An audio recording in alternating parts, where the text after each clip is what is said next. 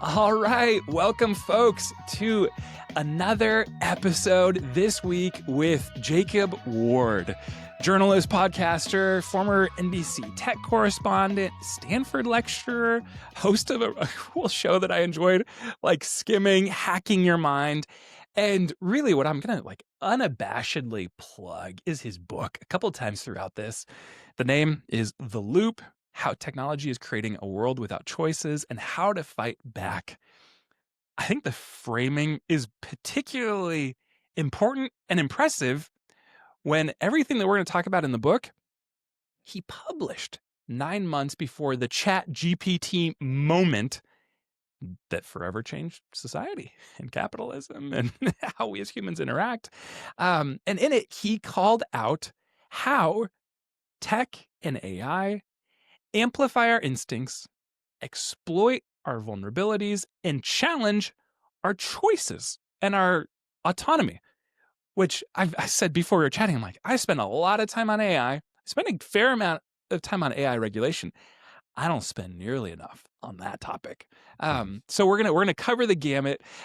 Before I get too far along, Jacob, I'm excited to welcome you to the show and maybe start us off with, man, there's so much compelling content around your biography.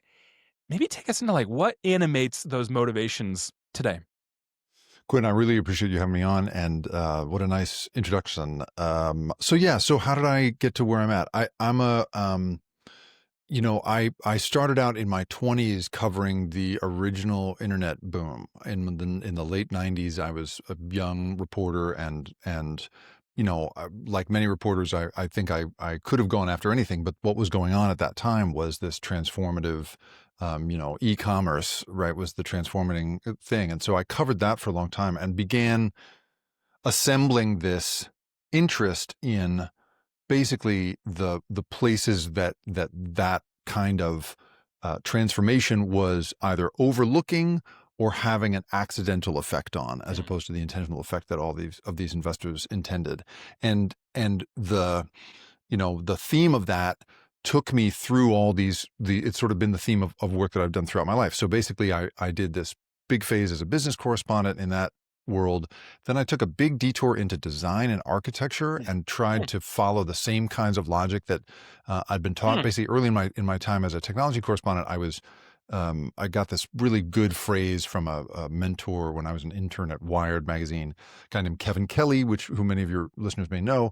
And he used to say, what is the technology trying to tell us about ourselves? What's the technology trying to say? And what he was trying to point out is that it is always a reflection of what's going on with us politically and sociologically and psychologically. And I just followed that throughout my career. And so I took this detour into architecture, where suddenly I was covering architecture as a reflection of society. So why is it that the top designers of prisons in the United States are also the top designers of schools in the United States, right? That'll tell you something about the society. And I've carried that sort of all the way through. I was editor-in-chief of Popular Science magazine for a time. I was Al Jazeera's technology correspondent, where they had an enormous appetite for thinking about that question globally. And then I wound up at NBC News until last year. And so, and now with the Rip Current, which I currently run, it's this thing of, what are these invisible forces that our creations are sort of foisting on us? And that's, of course, what led me into The Loop, which you've been describing so kindly.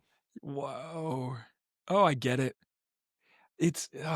I already enjoy how I completely see how those threads connect. Where cool. At surface level, it makes more sense in retrospect than it does it normally at the time. does, right? I've constructed a nice narrative at the time. I wandered as blindly as anybody, but looking back, I'm like, oh, that was sort of my theme throughout. That's how I think about these subjects. Yeah. Well, so I have been drawn similarly to things that might feel disparate, being my degree was in economics, and I really enjoyed behavioral economics. And so much of it is in that exact same thread. Totally. Where I spent a lot of time working for this large charitable foundation in the Middle East, managing a lot of their philanthropy and impact investing. And some of my favorite conversations were around how either topographical boundaries or man-made borders over generations had like a anthropological effect on societies. It's that same, like, the structures that we create over the long term define societal proclivities. So I think maybe you No, I'm with you you. can connect the dots a little bit, but so now this is all just me queuing up once again a unabashed plug for the book. Here's how I put together like just some of the key words that stuck out to me and like concepts. And it is the idea that the loop is a self-reinforcing cycle where predictable and instinctive behaviors that we all have Yep. are mirrored back to us by particularly AI.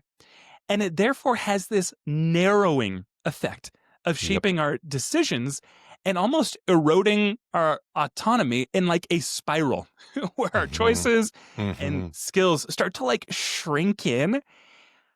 I actually, same thing. I get it. Like I love it. We'll get into Yeah. like some cases of AI psychosis that have blown my mind when I read them, Yep. but just double click on like, man, what were some of your biggest surprises on the journey of researching and writing the book? Well, I so appreciate that. And you've summarized it better than I do. I always get all mealy-mouthed about it. Well, it's about this, but it's about that. But you're exactly right. That is fundamentally what I'm trying to articulate with this book, that the use of pattern recognition systems, AI, to scan and profit off of human behavior is going to tweak that human behavior in a way that we're not going to like. And it has I think that a lot of people, and I'm sure many of the people listening to you right now, are convinced that AI and have bought this line that AI is going to create this sort of ever widening circle of opportunity, and that we're going to wind up at the outer edge of this life of freedom and plenty in which we're all just sort of doing watercolors in our garden while AI does all the hard work.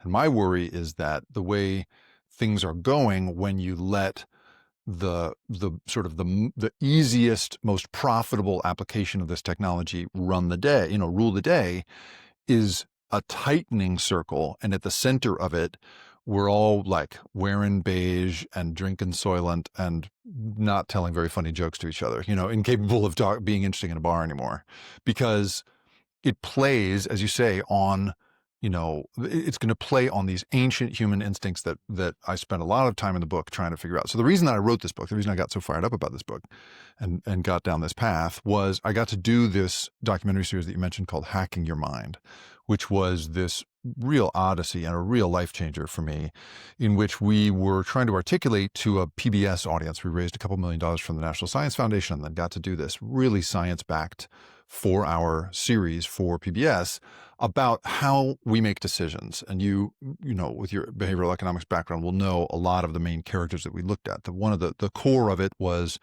Kahneman and Tversky, who are this Israeli duo.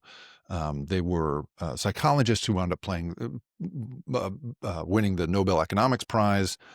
And their sort of central findings that human beings make very predictably bad decisions when they don't have enough information or enough resources at their disposal, kind of metastasized into this group of disciples that they had, a bunch of the different graduate students, and then spun off. And since the 70s, there's been this just revolution in understanding just how incredibly predictable human behavior tends to be, especially in the West. And to my mind, I was experiencing that live, flying around the world, interviewing all of these different experts. And then at the same time in my day job as a tech correspondent, seeing that there were all these companies trying to use, this was pre-transformer model. So this is people using just sort of basic machine learning and neural net stuff, but trying to sort of code human behavior as much as they possibly could into these pattern recognition systems that they had. And I just saw these two worlds coming together and realized, oh my God, like, without realizing it, because one of the big lessons that we got out of doing Hacking Your Mind is that so much of this human behavior stuff is unconscious and gets played on by companies and political actors and so forth who don't, who want to take advantage of it, but don't understand why it's happening at all.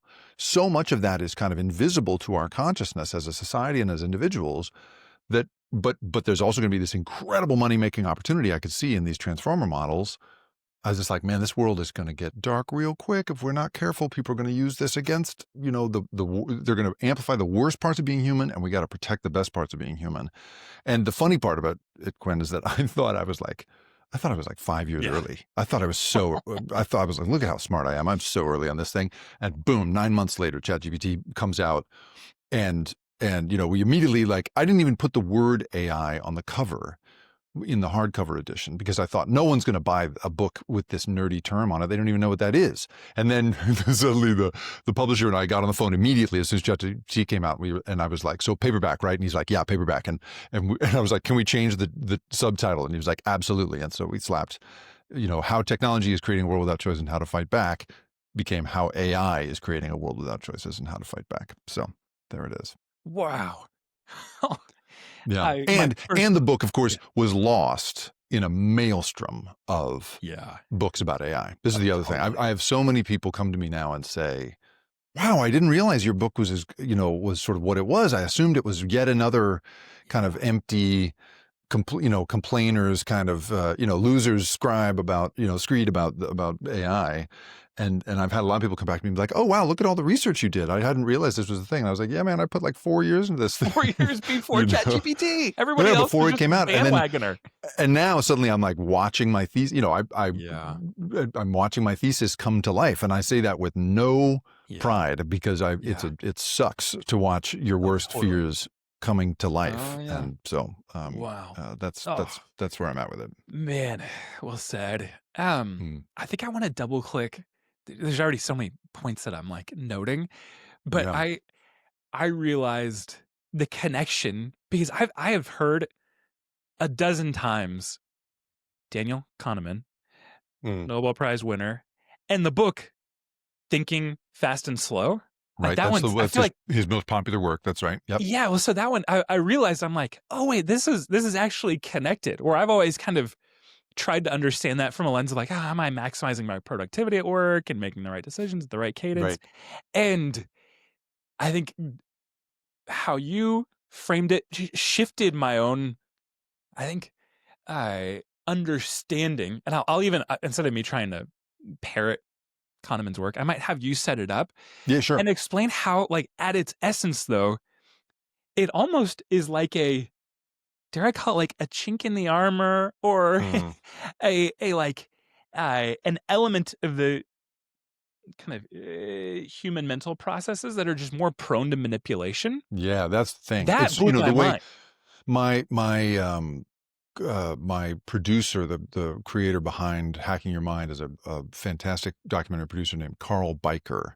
And the way he described it basically is that, like, he basically, without realizing it, Kahneman wrote this kind of user's manual for human decision making, and he set off all of these other people sort of creating some of the things. So I'll give you a couple of examples of sort of the core stuff that comes out of Kahneman and Tversky's work. So they got together in the 1970s, right around when I was born.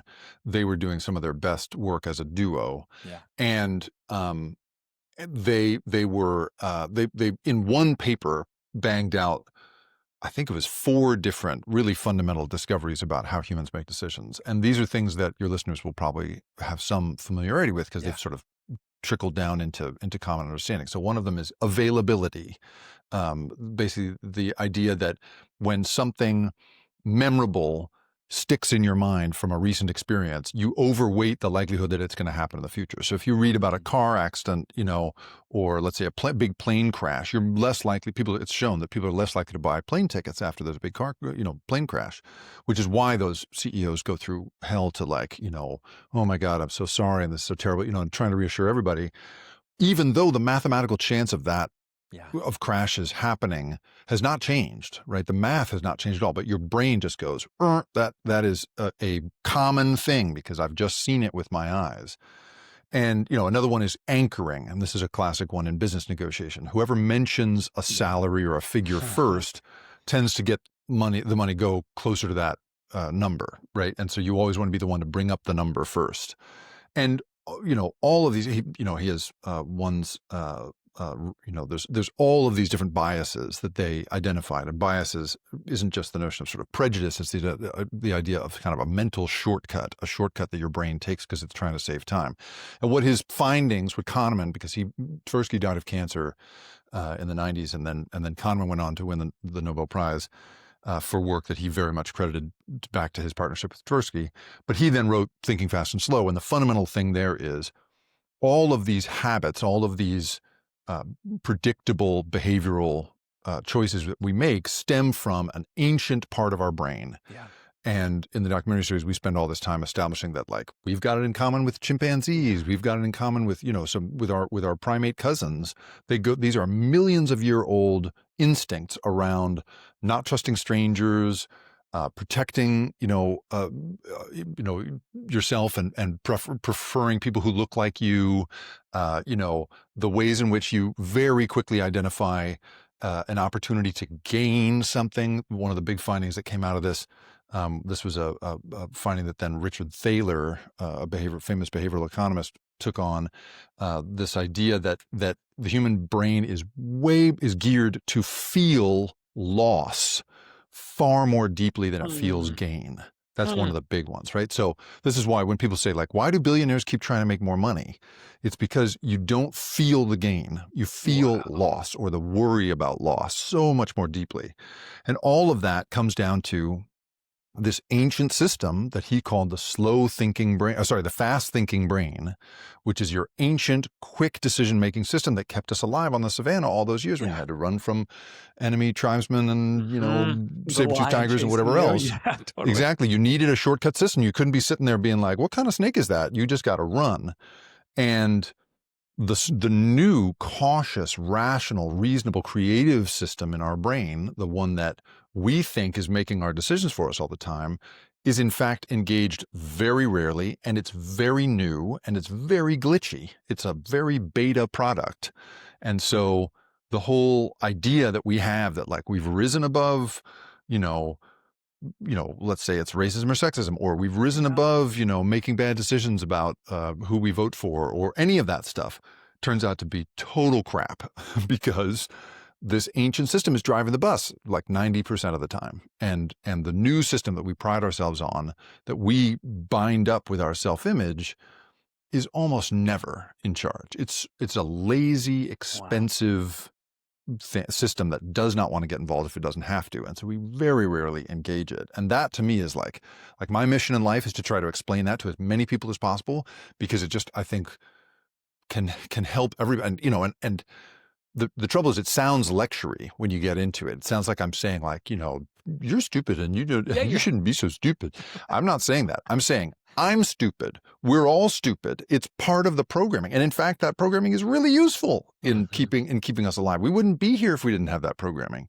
But the fact that we now have systems built to play on those systems, as carefully as they do, the fact that now an AI system can come along and play into all of those things, not because it understands why, but just it sees that the patterns work in convincing you to do stuff, or in convincing you to buy stuff, or in convincing you to vote a certain way, right? That it's just going to make market sense to play on those ancient systems as much as we possibly can. So that's what the book is trying to articulate in all these different ways, that the profit motive plus pattern recognition systems is the perfect weapon to aim against our ancient instincts. Oh, well, and I think everyone probably has ringing in their ears. Well, isn't that like social media? Like, isn't that already like, aren't we already a decade into this journey and seeing all the downstream nefarious implications, especially on minors, like their psychological development? And for me, this just feels like, hey, let's hold on to that being completely true and assume that this is going to get magnified by like a 10x multiple, like some really scary. Right. So let's, like, if I were to turn that into the question of, I've got context on, like, okay, some of the unintended consequences on things like hiring. I'm like, I've tried to read a lot about either how people change their behavior when AI is monitoring their recruiting process, or how AI maybe skews hiring results. Like, we can get into that, but that's kind of as far as my brain has ever really investigated, like, the unintended consequences of AI. What are the ones that just honestly freak you out the most? Yeah, so a couple of them that really blow my mind that I find really upsetting are the ones in which an already resource-starved organization, Yeah. one that is struggling to fulfill its task, suddenly is offered this irresistible pitch by a company that says, we can make your processes vastly more efficient such that your incredibly overworked people can do the job better.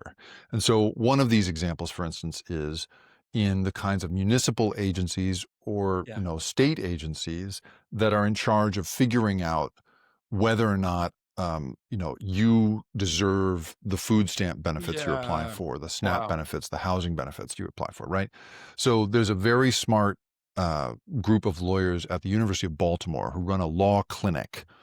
And that clinic is all about trying to go in and help people who claim to have been wrongly denied their food stamps or whatever else, um, trying to get them help through an administrative court, which typically you would have to hire your own lawyer and do all of this stuff. So these guys do pro bono work on people who desperately need help in their lives and aren't suddenly getting it.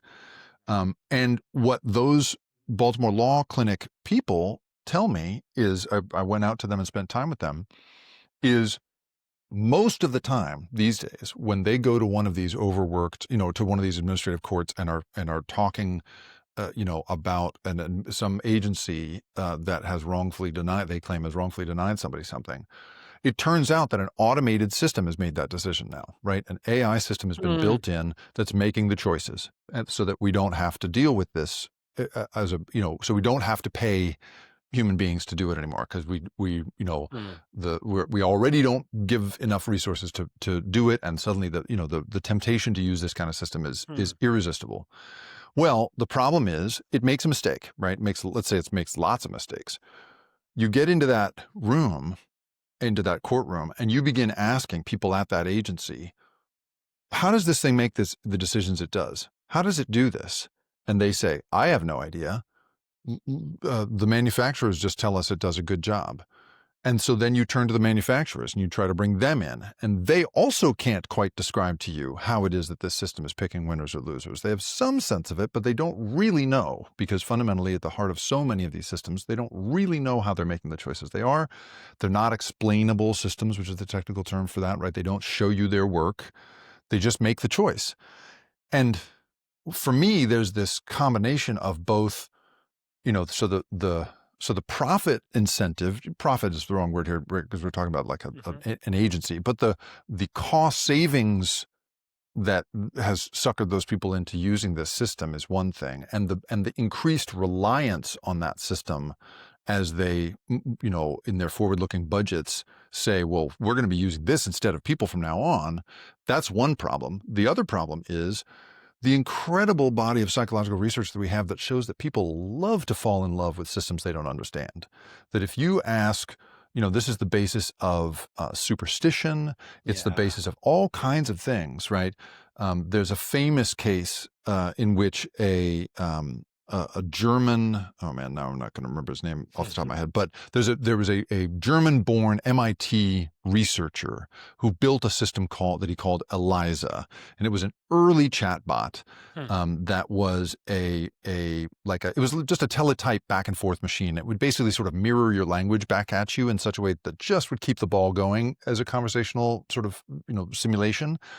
And he was trying to figure out, how do I do this? Like, what do I do with this to get people to play with it so that I can see he was playing with like human machine interface stuff. And so he dressed it up as a therapist, and it would just echo your stuff back at you. You'd say, oh, my boyfriend's driving me crazy. Why is your boyfriend driving you crazy? Oh, he's just, what men are like. Tell me what men are like, that kind of thing. He sicked it on his secretary first. And within 5 minutes, she turned around to him and she was like, hey, I need you to leave the room. Like I'm about to spill my guts to this thing in ways that I do not want you to hear. And within 5 years, you had the the American Psychiatric or Psychological Associations predicting the end of human therapy. You had Carl Sagan on TV saying, we're going to go into phone booths and do therapy from now on. And that researcher quit the field in the end. He was so distressed that he quit the field because he was like, we have built a thing that human beings are absolutely incapable of resisting. When they don't understand the system and it pretends to know them, they can't help but fall in love with the system and turn their guts over to it. And so he quit the field. He became a climate activist for the rest of his life. No. And it's funny, I tell that story now to young founders.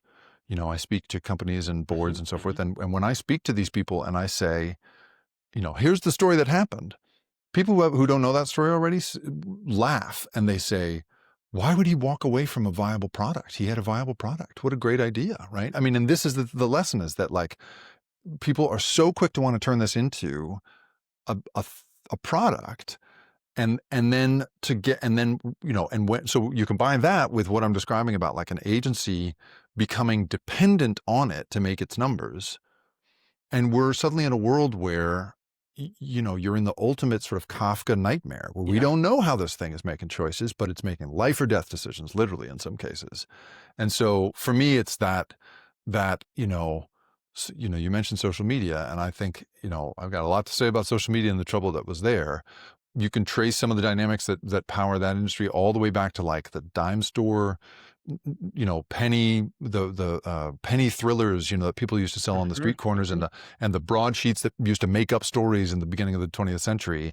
This dynamic has been at work for a long time, but now we have a system that can moment by moment adapt to our biggest psychological vulnerabilities. And because we want to build them into a cost-saving structure, we have no way institutionally of resisting the pull of this stuff. And so I'm all about trying these days to try and articulate, we need to start thinking about some new rules, some new standards we bring to why we impose these systems impose these technologies on big, really important systems. Yeah, we will be covering the back half of this episode on a lot of that regulatory framework. And then also, I think some really interesting takes on like really what we should be learning from both the EU and China. But before, I want to stay here just a moment longer. Yeah. Because the word AI psychosis is, interestingly, it's another word that honestly, I don't think I had heard a year ago. And I'm in the space. And I'm always listening to all the tech podcasts, and I'm pretty up to speed on whatever's the topic du jour in Silicon Valley. AI psychosis, not talked about 3 months ago, talked about a lot about in the last 3 months. And now there's stories that are popping around my little group chats of like, hey, here's this founder that's an acquaintance that like went a little too deep with ChatGPT, and to the point that like a couple guys had to do an intervention. I'm like, what? That's a smart founder. And then you play out all the things that I think we as a society already had an assumption around of like, oh my gosh, lonely people will use this as a crutch. It's the Joaquin Phoenix movie, Her, that I think probably came out 10 years ago now. Like, so I think it's like, okay, we expected that. We expected lonely people to maybe index a little too hard on their chat bot relationship, but then you just keep extrapolating out. And the stories the headlines I'm seeing, which are just utterly devastating, are these parents of teenagers took their own life at the like coaching or encouragement of AI. That's right. The New York Times that's right. The New York Times reported that kid, a 16-year-old kid, took his own life, and in the process, there's undoubtedly more than that, right?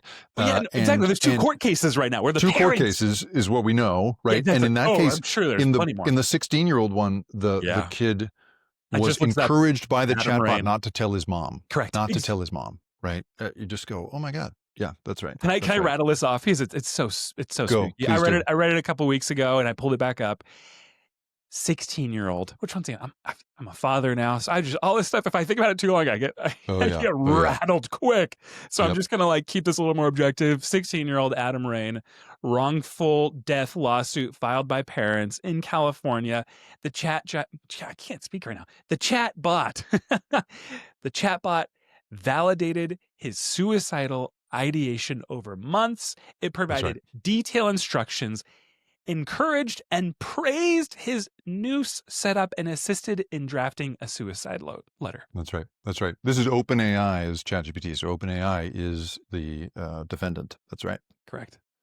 That's right. That's right. No, I'm so, so it's one thing, I think in our imagination, like you were saying, like Her, very prescient movie, and kind of amazing in that way, and trying in its way. It's funny how many people sort of, I think, misunderstand that movie to be this kind of utopian vision where it's really about loneliness, and it's not, I don't think, a utopian vision, which is why it's so weird to me that Sam Altman seems so hell-bent on getting Scarlett Johansson to play the voice, to be the voice of his chatbot. I was like, hey man, didn't you watch that? Spooky. Haven't you talked about the movie with your friends? Like, what do you do? I feel like over and over again, people are misunderstanding sci-fi. I agree. The other one like that is Stargate. That they wanted Starlink. I think or not Starlink. Stargate is what they wanted. The $500 billion build-up. Yeah, the $500 billion investment that Masayoshi's son and Larry Ellison and Sam Altman are going to make, and that they stood up there with Trump to announce it and so forth. Here's the thing, though: if you actually like watched that show, if you were into that show, you know that the plot of that show centers on the idea that a very evil and irritating alien species, very technologically advanced elites, have built a technology that allows them to immediately reach down and grab populations off planets to enslave them. That's the point of the show. And so I'm like, hey guys, why are you making people think about that? It's like people have like just read the summary and haven't really like delved into it. Anyway, in terms of psychosis, to get back to a serious topic here, so it's one thing, I think, in the early days when, a Spike Jones or whatever, was imagining sort of the secondhand effects of this stuff, or when founders, I think, very often look at this stuff and they say, well, clearly there will be these edge cases in which someone will do something weird and and I think that we need to reevaluate the whole idea of an edge case, because I think that as a metric is a bad one for figuring stuff out, because the edge case can, figuring out whether you're really doing harm, because the edge case can in many ways, I think, it isn't a numerical measure. It has a whole other set of weights, and that's one of the many standards that I want to bring to companies and say, you should be thinking about this beyond just the numbers. Anyway, in this case, when we talk about the sorts of sycophantic relationships that people are developing with these chatbots, there's the accidental ones, but there's a reason that these companies are building these bots to be as sycophantic and helpful as they are. People are going to interact with a sycophantic helper far more easily than they're going to do anything else. I was talking to a guy the other day who's trying to create actual like therapy bots. And God help us, right? But he, to his credit, is trying to create something because he really sees a real wave of addiction coming as all of this online interaction becomes more and more, difficult to resist. And his whole shtick is, or one of his big problems is that they have to build at great expense their own models to analyze the conversations and so forth, because the existing foundational models are so sycophantic they won't call you on your shit, right? As a good therapist is supposed to. They won't say to you, Quinn, why are you lying to me? And why are you lying to yourself? Like it won't do the effective kind of therapy. So, the sycophantic nature of this is it's a product feature, right? To be really helpful. And then at the bottom end of this is the absolute tidal wave of companies trying to foist girlfriends on young boys, right? On like, these porny, sort of avatar characters on kids, which, all of the research will tell you is an absolute nightmare. Like you are going to wind up with children who have no ability to talk to a romantic partner about what's important, no ability to talk about consent, no ability to even learn how to think of women as people, right? You're going to have these boys who are just going to be absolutely short-circuited at the most important developmental moment of their lives. And there is nothing, and I also would tell you, those companies are also starting to sell advertising through the mouths of those girlfriends. So to me, it's like there's the accidental effects that I think we can all be like, oh, that's too bad. But in the end, the scale of this product will work it all out. There's that. But then there's the people who really are just going right at the most vulnerable people and Oh. making a product out of that. And so to my mind, there's something, this psychosis is something that we can be like, oh, that's too bad.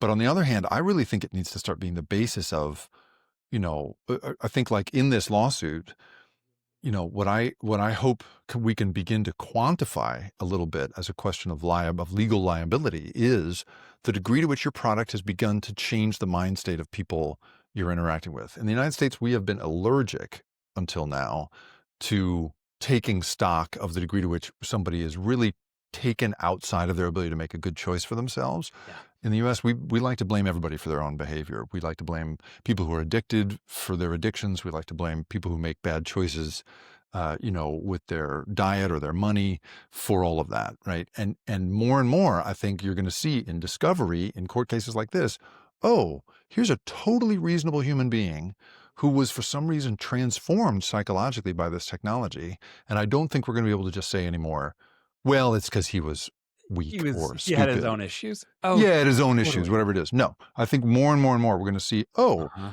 everybody, like I say, I'm stupid, you're stupid. We are We're all all in stupid. together. We are all in the grip of this kind of ancient circuitry. Yeah. And if we play with it and make it a product, it's gonna be a the long-term consequences of that I think could be absolutely disastrous.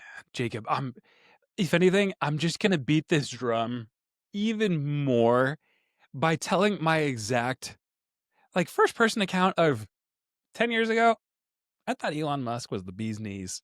I read his biography. I like every He's a stockholder. hugely effective human. He does a good. He gets yeah, things done. exactly. As long as you're Yep. framing the effectiveness narrowly Right. or with a really Right. careful specificity.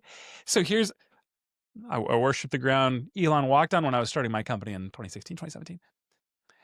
I won't even get into all of his political realignment because that takes a long time, which I have disagreed with a lot of it. And then with XAI, Grok, all of a sudden it's like, okay, it was once again shining a light on Elon's mechanical genius. The way that he stood up, and it's a long detour, but the way that he stood up the training center with importing in these coolant mechanisms that otherwise every other scientist just assumed were impossible, and the scope and speed at which he trained, it would be Grok 2, was both unprecedented and considered impossible. So there's mechanical genius, yes, but now let's make sure we don't stop there, because then what has been the primary focus of Grok's releases in the last 2 months, it's their animated characters, and this is all just a build-up towards once I see those go live, I'm like, okay, check that out, because I actually have been using Grok a little bit more than ChatGPT, because a lot of this kind of the benchmarks that it tests on are prolific. So I'm like, okay, I'm going to click on it. And the first little animated character, it's like, oh, this is kind of cute. I'd be comfortable letting my 6-year-old see it when she's 6. I click one over. So it's not like there's any gating, checking on your age. Right. How old are It's you? just, None of that. No, right. or nothing like that. Nope. Click one over and I'm like, wait a second. It's some scantily clad anime girl. And I won't repeat back, but I quite literally say, hey, how are you? She starts cussing me out in the most profane, crude, in a way that if my parents were in the room, I would have blushed. Been like, oh totally. Gosh, turn that thing off. Slap the laptop closed. Yeah, totally. Whoa, I didn't know what I was doing. I didn't know. And I literally, in 2 questions, it denigrated my marriage. It denigrated my sexuality. It was just like, what did I just click on? What? Yeah, That was right. so And you disgusting. could be 13. You could be 14 and it would talk to you the same way. Me That's right. and my bus on the way to a basketball game with 30 12-year-olds in middle school. Guess what they're doing? Yeah, of course. We used to play our Game Boys. They ain't doing Game Boy anymore. No. And then I start seeing it because I didn't open it again. I was honestly so shell shocked. I was like, this must be a bug. This is so egregious. Then I just start following some of the different tweets that come out, and it's like, oh, holy cow, it literally strip teases. That's just so what's going on? Once again, it's like if there's like some age verification, I'm like, maybe, but even then it's gross. I don't want anyone in my community to be around it. And then, and this is where it all comes together, Elon starts posting him engaging with it on the stripteases and posting to his, whatever, 300 million followers on Twitter. Right. And you're like, Right. okay, so let me connect all the dots here, pull this all together. In the same way that Stargate, you just kind of wonder, like, did you guys know what you were doing Yeah. when you named it that? Like, Don't you have anybody in your life that ask can a say question. no? That Oh, can totally. say maybe And then this is a bad idea? yeah, exactly. I'm like, not only do I now, I basically can no longer suspend disbelief that that anything happened on accident there. It's like, I not know. only does he know it's going to make the most money, not only Yeah. did he intentionally make it way too accessible to minors, Right. not only is it R or X rated, it's clear that not only are you selling it, you're a user. What's the like the drug dealer line? I haven't thought of this since like Yeah, right. Like you don't take your own supply or Yeah. whatever it is. Yeah, Like, don't get high on your own supply. totally, That's exactly thank you. right. Yeah, I'm That's like, right. Biggie could have told us.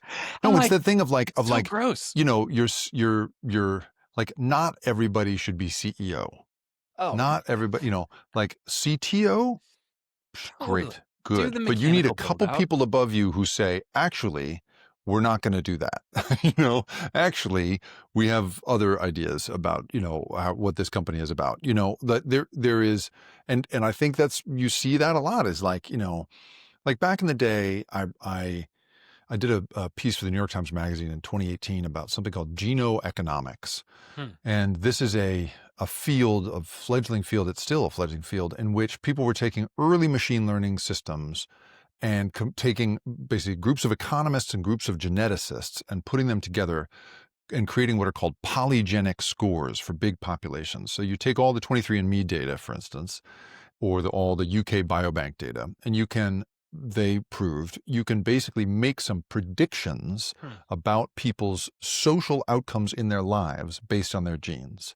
Now, these are not predictions that are individually predictive, so you can't say like this person is going to definitely, you know, this is going to happen, this is not going to happen, but it's good enough that you can certainly say this person has, you know, a 5 or 6% greater chance of, and they literally were looking at this, 5 or 6 greater percent chance of graduating from university, being addicted to opioids, turning out LGBTQ+. You know, they were looking for these social outcomes that were reflected in a combination of your genetics and your social system so that they could make a prediction about it. So I wrote this piece about it because the science is amazing. It's really interesting. And there was a character in there who had gotten into the field specifically to disprove it because he was so appalled by the idea that genes could be as predictive as they were. And then he wound up getting converted because it turned out that the science did show that that was the case, that you really could make these kinds of predictions. And what I said to these, so I wrote this piece, and it was basically just sort of saying like, you know, should we be doing this was kind of my big question. And piece came out, and then a few months later, I was invited to the big gathering of that field, of that academic field in Southern California. I went there, and I basically got up on a stage. They asked me to speak a little bit, and I said, I'm not sure that you should be doing this. I think that the lesson of the past is, you know, when we build an IQ test, we do it in theory with these intentions that we're going to, you know, then focus greater resources on the education of people who have a lower IQ. And that's what these people were arguing, is that you could use genoeconomics to say, oh, this kid is going to need more help in life than this kid. I was like, that's not how the market uses these things. The market uses them to you know, choose winners and losers and focus on the winners. And you're going to increasingly have the Gattaca situation in which people are, and there literally are companies doing this now, that will look at all of the available eggs in an in vitro fertilization regime. They look at everybody in your, you know, all the eggs in your uterus and say, this is the one that's most likely to have blonde eyes. This is the blue eyes. This is the one that's most likely to be tall, you know, and you can choose based on that. So I just sort of said to them, like, I'm not sure you guys should do this. Like, I'm not sure that the benefits really outweigh the risks here, at least not in the short term. And I just got hell at this gathering. This group, these scientists, you know, it's like 100 people in the room, you know, people yelling at me. You know, how can you, you know, people with their voices quaking with fury, how can you say we should hold back from this? We are scientists and we have to go where the data leads us. And that's the attitude, right? Is that you just have to go forward. If you can go forward, you should go forward. And that is sort of and you combine that with then the Elon Musk thing of wanting to be known as a meme lord and wanting an incredible Yeah. amount of attention and having zero, social ethics. And you're just, I think, in a world that we don't want to be in. And so to my mind, there's got to be this new way of thinking about, how do we choose what to go after? I Hmm. have a book idea that I'm pursuing, that I'm writing a proposal for right now, Hmm. called "Great Ideas We Should Not Pursue," Whoa. and trying to sort of say, like, we got to think about things in terms other than Hmm. whether we can build it and whether we can make money off it. There has to be another set of standards that we bring to this kind of stuff, because, like you say, otherwise you end up with Elon getting, Yeah. a million likes for, his masturbatory product Yeah. he's built and is interacting with. And I don't think we want to live in that world. Oh, totally. Yeah. Yeah. Well said, Jacob. This is all maybe just one long setup for the last 15, 20 minutes. Regulation. Yeah. I think Sure. how I like to frame it is most of my peers dive right into a binary. Should it be regulated at all? And then if so, should it be state by state or federal? And then it's often just assumed we can't consider a single breath around the idea of slowing it down Right. because of the AI arms race with China.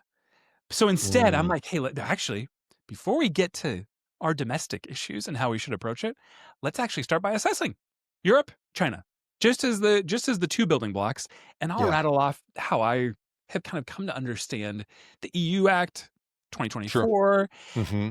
Part of the reason that I like how it at least created the earliest rubric around 4 risk levels, unacceptable being the highest.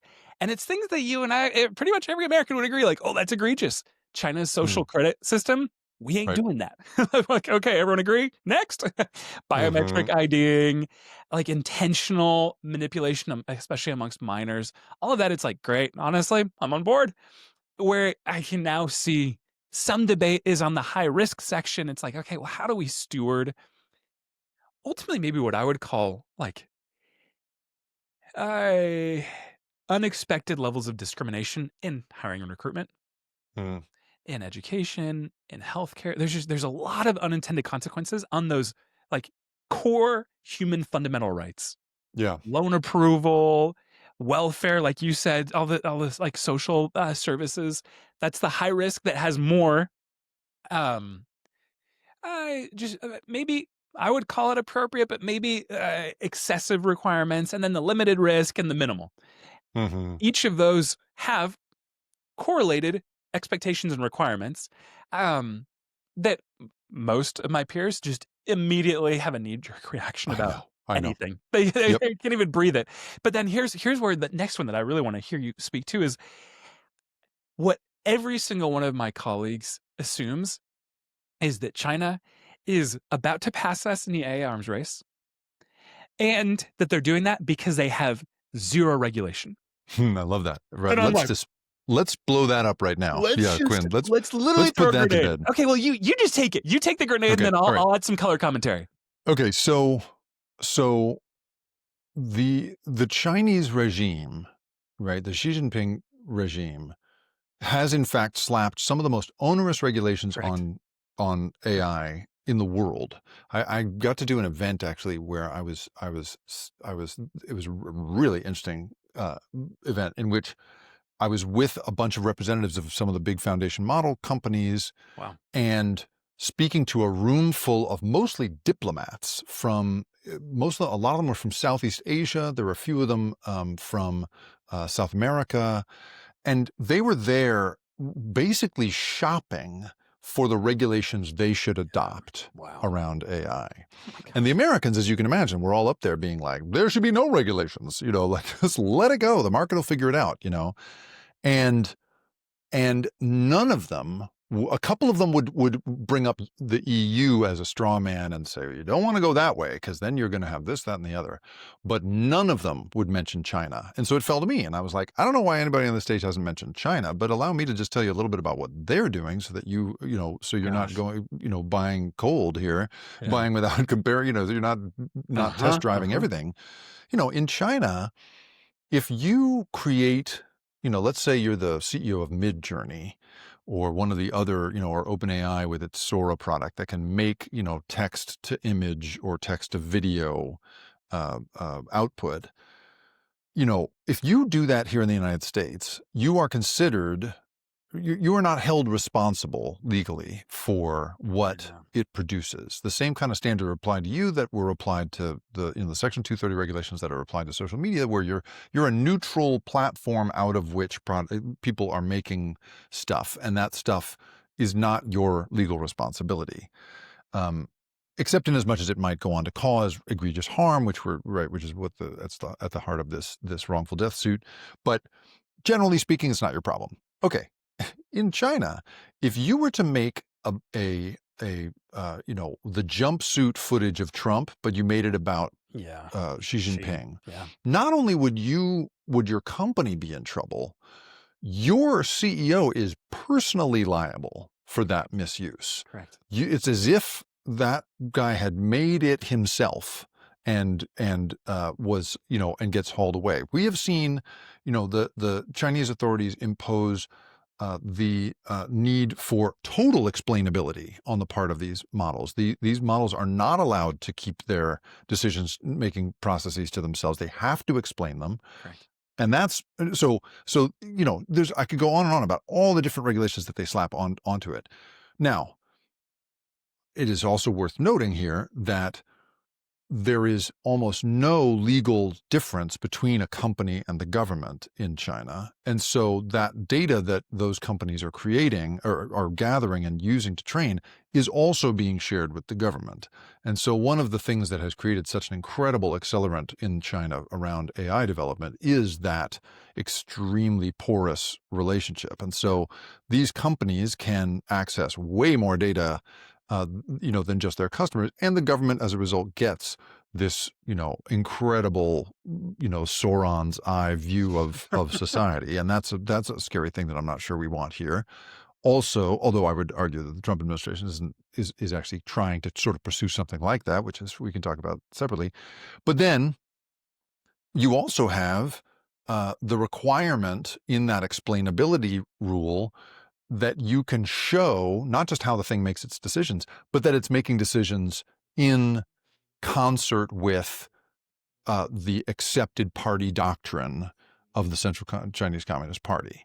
So there's a bunch of stuff around like, you got to prove that your AI is loyal to us, is sort of a big part of it, and that I think most Americans would say like, oh, we don't want that either. But you should consider that it is not that those companies are unfettered, and that's why they're sprinting ahead. They are, in fact, very fettered. It's just that, in China, you're not allowed to look at TikTok as a young person the way that we're allowed to look at TikTok. In fact, TikTok is a science platform. Yeah. The only reason that a product like that works in the United States is that we've got so much free time. Kids in China don't get any free time because they're constantly learning how to be engineers. So there's a whole bunch of issues that are the distinction here, and they do not have to do with whether or not the United States is deciding to regulate AI. Correct. So that part Correct. makes me crazy. I'm just going to keep going because I think if you don't frame this correctly, just like you described in your story,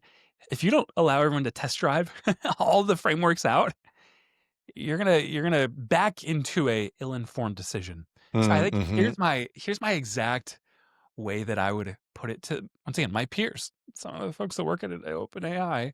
It is that in order to launch an LLM in China, just imagine if this was ever the case in the US, it would be DOA, dead on arrival, so quickly. You have to register the exact LLM with the government prior to launch. All training data must be both legal, accurate, and approved by CCP. So the Chinese Communist Party's dogma, so it's not harmful to CCP values. In no way can it subvert state power. Every every query needs to be logged. That Eye of Sauron thought, the big brother, the idea of like, oh my Mm. gosh, if each of my ChatGPT queries, I don't do anything nasty, Yeah. but a lot of Right. people do. If every Hmm. single one was logged by the government and they already have their socials credit score, they already have so many other forms of censorship.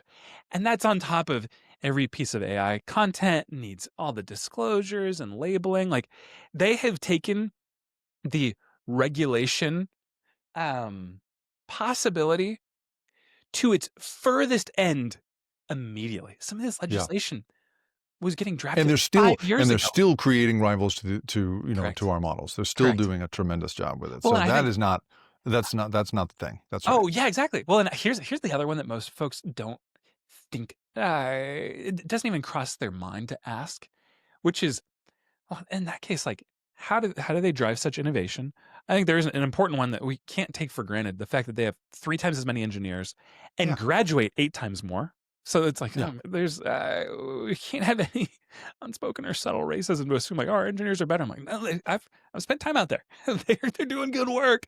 Yeah, they do And then good the other work. really interesting one is, I think this is still accurate today, but when I was really, considering incorporating in China, Hmm. one of the things that blew my mind was the rate of investment by private market investors. So in the US, it's all venture capitalists, basically. The VC market in the US is 5 times bigger than China, Right. which is Right. kind of easy to assume. But the But now banks in China, that's what I'm about to like, say. yeah, Exactly. All the state owned, it's SOE, state owned enterprises, that's right. whether it's these crazy, like, uh, kind of security backed loans or government backed loans, the funding from state owned enterprises actually competes head to head with American venture capital. That's right. Dollar for dollar. And the biggest banks in the world, it's like the top Yeah, 5 correct. biggest banks in the world, the top 3 or something are Yeah, all Chinese. they're all They're Chinese. all Chinese banks. So that's right. Big They're deal. they and they're, you know, I mean, so one hybrid of this, right, that we so there's something I think really important that you're pointing out here that is, you know, if on from a pure like horsepower perspective, China is somehow making up for what we would say is an overly you know, heavy regulatory regime. There's some magic in their horsepower that's canceling out in terms of their developmental speed the effects of being deeply, deeply regulated. So now, you know, let's get to where your colleagues and peers roll their Mhm. eyes, which is the EU Yeah. AI rules. Yeah. And this is where I think there's a very complex moment that we are in right now where we seem to have endless appetite for private enterprises to iterate on the fly, right? They get to change their product endlessly on the fly and pivot and pivot and pivot, right? There's a whole mythology about the value of that. But we have zero tolerance for a regulatory regime to iterate Yeah. over time. Correct. And so my attitude about the EU one is, if your absolute measure is just how fast you're allowed to make money and you know, and the degree to which you have to hire people to bring you into compliance with state law, uh, then sure, the EU's rules are a pain in your ass, no question. But if you think, if we can agree together that we don't want to live in a world in which you know, our kids don't know how to speak to one another and are, you know, incapable of having a tough conversation with a loved one, then it feels to me like you got to look more closely at the you know, the very interesting ways in which the EU has tried to categorize the effect of AI on people, Yeah. which is basically what all it's trying to do. So that top unacceptable risk category, which is banned, you know, these are things that are banned in the Mhm. EU, specifically is about being manipulative, Yeah. you know, Correct. warping your decisions. To my mind, you know, as someone with my background, with my experience talking to all these researchers and writing this book, I was pretty heartened to see somebody Hmm. starting to talk about the effect on behavior that this Yeah. That's a good technology idea. might have. And you know, you might think, well, but that's ridiculous. It's so namby-pamby and socialist and European to be thinking that way. Well, check this out. In the United States, it took us 30 years to categorize gambling as an addiction. It took so long for us to do that. We like to blame people for their gambling addictions endlessly. But then the DSM-5, I think it is, incorporated gambling into it, which is the standards manual that mental health professionals use. So it became an encoded, an enshrined thing, an accepted piece of wisdom that people can become addicted to gambling. So now you have these companies, and I read about this in The Loop, you have these companies that are basically simulating casino games on your phone, typically, through social media. So you find they find and target people through social media to play these simulated casino games, and those casino games you have to pay money to play the full version of the game, but you can not win any real money back. You only win digital imaginary money, and so these lawyers began to sue the makers of these companies because it turns out that tens of thousands, maybe hundreds of thousands of Americans are losing their life savings to these games. They are so addictive for these people that these otherwise very normal human beings are blowing tens, sometimes hundreds of thousands of dollars on this unwinnable game. And, we as Americans, I think, we don't like to think of that as anybody's problem but the victim's problem. But when lawyers began to actually look into the degree to which, so I bumped into a guy at a party once who did the marketing for some of these games at Facebook. And I said, well, that's interesting. I tried to hold as a journalist, you're very often having to keep your cool when you meet exactly the right person to tell you something you've been looking for. And I said, well, that's interesting. How did you target people? And he said, oh, it was easy. You geolocate them with low GDP and distressed credit scores. Yeah, totally. Oh my gosh, it's so predatory. We act as if this is just sort of, a loser's game and only losers play it. Yeah, that's true. Except that you have these companies coming along and looking for people who are prone to that kind of behavior, finding them perfectly through the behavioral profiling that social media makes possible, and then hitting them with exactly the right stimulus through AI systems to get them going. And here's the thing. Here in the United States, the closest thing that we have to anything like a forward-looking regulatory regime is liability law, is these, what we like to think of as sort of ambulance-chasing liability lawyers who come along and, file these frivolous lawsuits. Okay, you can call them frivolous, but they're starting to win. Those companies are beginning to settle in huge numbers with some of these victims. The class actions that are being presented to these companies are eating it. And that's because they know they'll lose in court.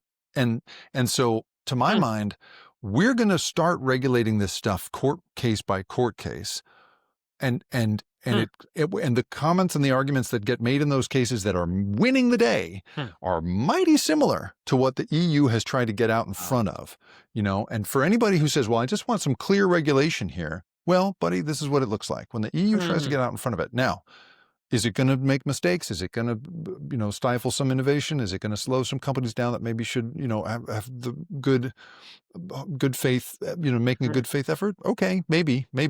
But I think, there's enough money you're going to make your money, And to my mind, we have to think about there's got to be something about the world we want to live in versus the product we want to make. Yeah. Oh, that's, man, spot on.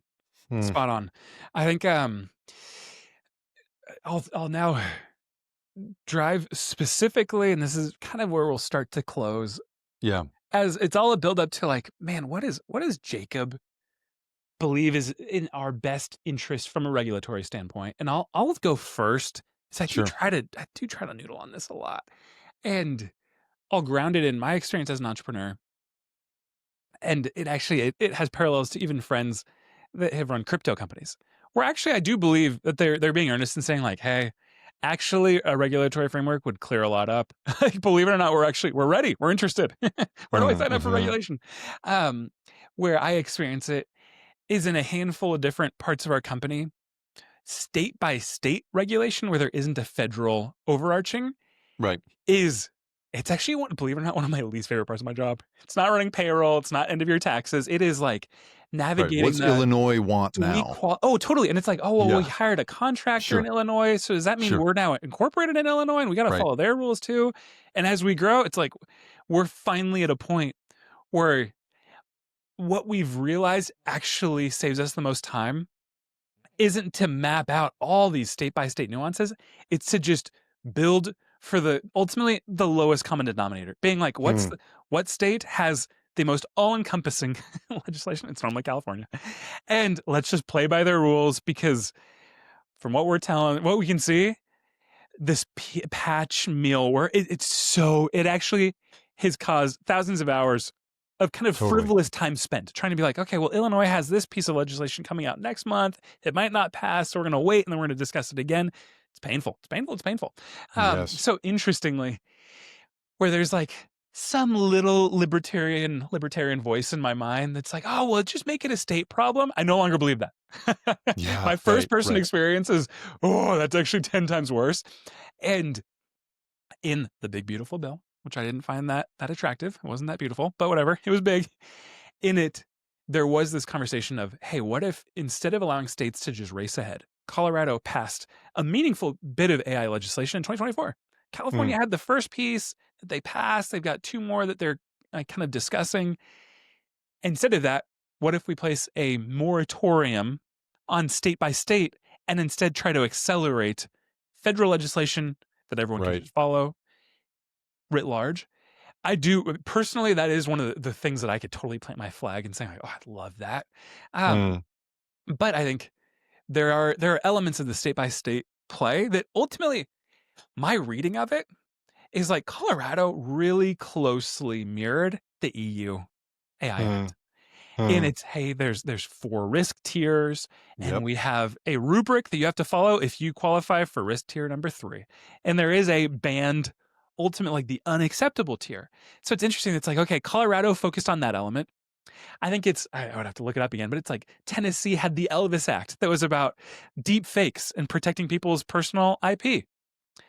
California, and I really need to look this up. Maybe it was like There's so Nevada. many in California. There's like Oh, there's five or 5 or 6 six that are floating coming up. around. But then Yep. ultimately, kind of what I'm getting at is via this patchwork, here's my thing that'll surprise people. When you add it all up, it's actually state by state, them individually passing in composite the EU Act.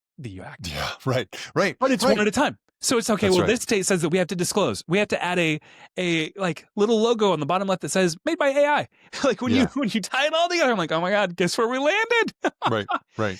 So I think from a purely like so I have a friend, Rob Armstrong, and for anybody who listens to your podcast, I think should also be listening to the Unhedged podcast from the interesting. Financial Times. This guy, Cool. Robert Cool. Armstrong, is an old friend of mine and really smart. And he's the one who coined this taco trade No way. acronym, Trump always chickens out, I love him. that people have been, which is a funny one. But his point has always been a company is nothing more than a plan. It's a way of making plans. That's all companies do Beautiful. fundamentally. And the problem we have right now is we're in an environment around this stuff where you can't make a plan because we Correct. don't know what the rules are, right? And we don't know how it's going to change. And in your case, right, the thousands of lost hours you're suffering to try and be in compliance with all these different state laws, that's a federal failure, right? And Yeah. so as angry as we might all be about the EU AI Act, I would just invite people to think like, how nice would it be if we could just agree as a society, we won't ever, but on a specific set of rules. If you know the rules of football, you can begin to coach players to be good at that game. And, that can happen. So the problem here, it has to do with this. I mean, we still don't even have a digital, we don't have privacy laws in the United States. We don't have any rules around what you're allowed to collect about people online. Like, we don't have any of those kinds of rules yet. And that's why these states are having to step in and make this happen. So to my mind, like, rather than so this idea that Trump pushed, that we should, and that was for a moment part of the big beautiful bill, that we were going to have this 10-year moratorium on any rules around AI at all.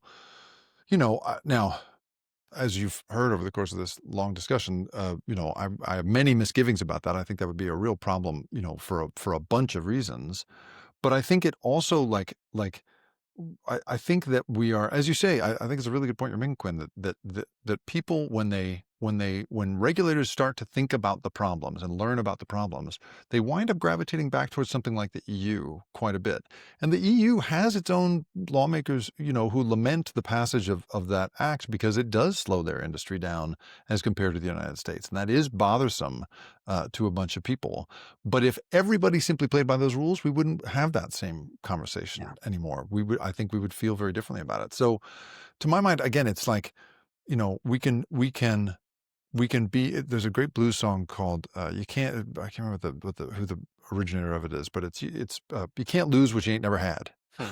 And so people getting upset about this imaginary world in which we are simply allowed to just do whatever we want doesn't take into account why we have some of these rules. There are great rules in this country that have absolutely stifled or imposed costs, on companies that I think you would be thrilled to. I mean, you and I would be smoking cigarettes, and our cancer risk would be, 1 in 2, if it hadn't been for regulators coming along and saying, you know what, we're actually going to make it very, very hard to sell and expensive to sell cigarettes in this country. That's the easy one. Here's one that's much more sophisticated. So up until 2013, there was this little group of people that were being killed every year in this really specific way that, from a math perspective, you would never care about it. It was like 100, 200 people a year, 100, 200 Americans a year. And compared to, 30,000 traffic deaths and 60,000, 30,000 gun deaths a year, it makes no difference. But the people dying in that circumstance was little kids being run over in their driveways, typically by their own parents, being backed over, right? And we, as a society, as lawmakers, this bipartisan effort came along that said, you know what, we're going to stop this. There's no reason for this because we have a solution to it. And that was to mandate backup cameras in cars. Any car built after 2013 and sold in the United States has to have a backup camera in it. It's why you have all of them. That number of deaths has shrunk to almost nothing now. And to my mind, I'm like, you can get bent out of shape about whether or not regulations have come along and changed the way you have to do business. But there are cases in which we've made really good choices as a society that make it such that everybody's going to play by the same rules, and we're going to protect something really important. And I think we're right there at that precipice right now. And you can see it in case law. You can see it in the debates around the EU AI Act. China's a different world, is sort of a shadow world for thinking about this stuff. I don't think they're thinking about the same stuff we are. But it's good that we're grappling with this. It's good. This frustration is good because we need to figure this out, and we got to do it really fast. And to my mind, weeping for what you never had. And that is, a world in which there were no regulations. We've never had that, and you wouldn't want that, people. So get over it, and let's focus instead on how we should make smart regulations about this stuff. Wow. Agreed. I think I would even, I think this is maybe my parting note, is a lot of the regulation done well, for my libertarian friends, can also regulate the government, which I think there's this two sides to the coin that everyone assumes. It's like, oh my gosh, it's just going to add like gunk to the gears of slowing down innovation. And therefore we're going to fall behind. And that is the one track mind through which folks filter this. What I would like to actually have a discussion around is what exists in China's AI censorship and the way that they don't just censor content, their social credit score that I keep referencing and I haven't actually spoken to, but it's terrifying. The way that they are collecting biometric data, similar in India, the way that they're monitoring every aspect of someone's personal behavior and manipulating it is out of the worst sci-fi movie I could imagine. And it is so fundamentally un-American. So not only are they infusing CCP values into the LLM that consumers are engaging with, they are now exporting technology for autocrats to control their populace. Totally. And in the most like dystopian way imaginable. And now here's where I'm going to tie this last chord that I've maybe avoided just a little bit in the last show or two, but I've found Trump's behavior mobilizing the National Guard in Democrat-led cities really un-American, Hmm. really, really inexcusable. And once again, it's one of these of like, hey, I'm an hour, hour and 14 into this. It's like, hey, it's something that's really, as a patriot, I find it really problematic. And here's where I'm going to connect all these dots. Regulation done right also stipulates what the government can and can't do. Mhm. And if Mhm. right now there are judgment calls in the court system around whether Stephen Miller and his cronies can mobilize social security data, IRS data to expedite kind of the hunting of illegal immigrants, Hmm. I understood that to be unlawful. Is that a gray area? I I would know. be thrilled, thrilled as a part of this AI regulation to actually have my libertarians get excited to say, hey, let's put some checks and balances on what the government can do. Yeah, right. And I mean, if there's a Trump 2.0 in 4 years and AI has the access and manipulative power, or at the very least tracking mechanisms that the government can mobilize on a moment's notice, that ain't American. And I think that's all part of the larger regulatory discussion that I would just want to elevate. It's like, hey, doesn't what I'm not trying to do is in any way slow innovation, but I do have fundamental American principles and values that I believe have been core to our identity for 250 years that we can actually instill through thoughtful legislation. And it's all a part of this. well said, Quinn. I agree. I'm with you. Um, this is how we end. Is the guest gets the last word. So, Jacob, this has been a total treat. Really, really enjoyed this conversation. Anything else on your mind that you want to leave our listeners with? Well, I would just say, I mean, shameless plug for what I Oh, do. I know yeah. your audience to be a really thoughtful group of people, people who make big decisions at important companies on the very frontiers of this technology. And so I'm all about trying to speak to people in those Yeah. roles, not just to try and tell them what I think, but to learn as much as I can about what they're thinking about in this stuff. Mm. So I'm easy to find online, Jacob Ward, if you'd like to speak to me. And then I also, I think what I really like about the way you're thinking about this, Quinn, is you know there is a way to think about this moment we're in from a simple like company building perspective. Yeah. And I think it's that clearly, that lots of people do that very successfully and build big successful companies as a result. But I think as we start to think about how this technology really could change how we are as humans with each other, I think it's important to maybe think about it from the perspective that you have brought up here, which is, if you're worried about some of these, if you're upset that California is going to start mandating transparency in algorithms, well, think about what it would be like if you're suddenly denied insurance on your home, Yeah. and no one will tell you why, and they're not required to. Under this kind of law, they would have to tell you why, and you'd be able to go in and have a conversation about that, or why it is that you moved up, into some special tax bracket you don't understand, or why it is that the National Guard got billeted in your yard that day. These are really important things that we want some transparency around. We want this kind of stuff. So I like this idea of like, think about how you would want it to affect you in your most desperate moments Yeah. beyond just the sort of core use case way that we tend to think about that stuff. I think there's something important there. So I like that Mm. you're thinking about it that way, Quinn. Yeah, thanks, Jacob. I know. I think because I really have my heart has been heavy on the experience, yes, of our immigrant communities right now, and what it feels like to see a there was this new judge approval for National Guard to carry heavy weaponry, assault weapons Mhm. in the streets. I'm like, man, I've traveled a lot overseas. That ain't American. Like that reminds me of some of the scariest corners of the Middle East that I traveled. Mhm. And to then embody the experience of an immigrant that knows they're being targeted right now, it doesn't take long for me to get emotional. I'm like, oh my gosh.